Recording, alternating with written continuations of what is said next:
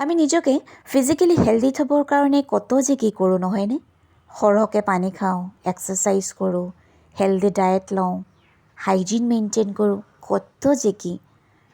কিন্তু মেণ্টেল হেল্থটোক ভাল থ'বৰ কাৰণে কিবা কৰোঁনে? এতিয়া যদি মই সোধোঁ, আপোনালোক মেণ্টেলি হেলদি হয়নে? যিসকলে মেণ্টেল হেল্থৰ কনচেপ্ট বুজি পায় তেখেতসকলে ক'ব, আমিতো একেবাৰেই মেণ্টেলি হেলদি নহয়, আমাৰতো বহুবাৰ মেণ্টেল হেল্থ ইছ্যুজ হৈছে। কিন্তু যিসকলৰ বাবে কনচেপ্টটো নতুন, তেখেতসকলে চাগে মোকেই গালি পাৰিব, কিনো প্ৰশ্ন সুধিছে, আমি কিবা পগলা নেকি?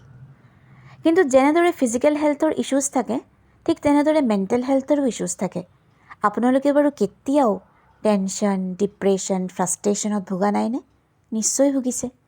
যেতিয়া ভুগিছিল তেতিয়া কিন্তু আপোনালোক মেণ্টেলি আনহেল্ডি আছিল। ইভেন কলেজ, স্কুলৰ ষ্টুডেণ্টবিলাকো পৰীক্ষা দিয়াৰ আগত টেনশ্যন, ৰিজাল্ট ওলোৱাৰ আগত টেনশ্যন, কেতিয়াবা ডিপ্ৰেশ্যনত বহু ধৰণৰ অপ্ৰীতিকৰ কাম কৰাও আমি দেখিছোঁ। তেন্তে সেই মেণ্টেল হেল্থটোক ভাল থ'বৰ কাৰণে আমি কিবা কৰিব পাৰিমনে? নেক্সট ভিডিঅ'ত জনাম কেনেদৰে আমি ফিজিকেলি হেল্ডিও হ'ব পাৰিম আৰু তাৰ লগতে মেণ্টেল হেল্থটোকো আমি মেইনটেইন কৰিব পাৰিম। ধন্যবাদ।